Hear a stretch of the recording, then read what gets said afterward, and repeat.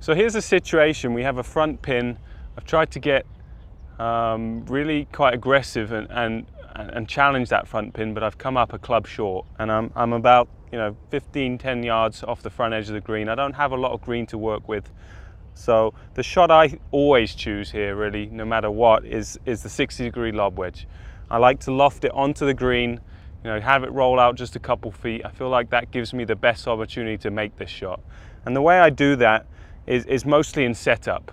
Most amateurs tend to get the ball way too far back in the stance with the club sort of leaning forward too much, and that exposes the front edge. The most important thing about this shot is using the back edge, the bounce, and that will help get the ball up nice and softly and come out just rolling just a little bit and give you a good chance of making this. Now the way you do that is obviously get the ball position a lot more forward, almost off my front foot, and I'm really making sure when I take my swing, the club and the toe is staying up, it's nice and open, it's coming through and it's staying open as it goes through as well. The left hand sort of fold nicely by my left pocket, and the ball should just loft up and finish pretty close to the hole. Let's try and hit one.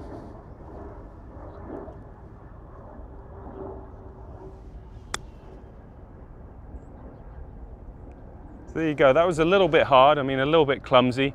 I hit that 4 or 5 feet by, but that was the right kind of shot. I had a chance to go in. It wasn't getting away from me too much. And, I'd like to expect to get it a little bit closer, but that wasn't a bad effort. Let's try and get it a little bit closer.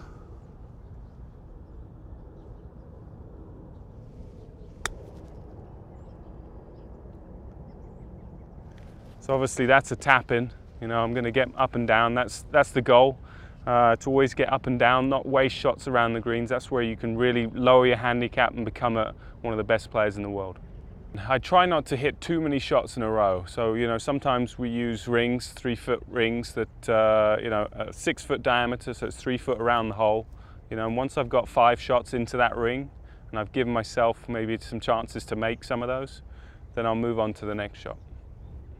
That's always the goal, to try and hold it. I think, if you focus on something a little bit more specific, it becomes a lot easier. If you try and just think, if I can get it around the hole to 5 or 6 feet, it's not really focusing your mind properly. The more you focus on something a little bit smaller, even look at a particular part of the hole, be even more specific and see it going in the left edge or the right edge, and the more specific you can be, the more it switches on your brain.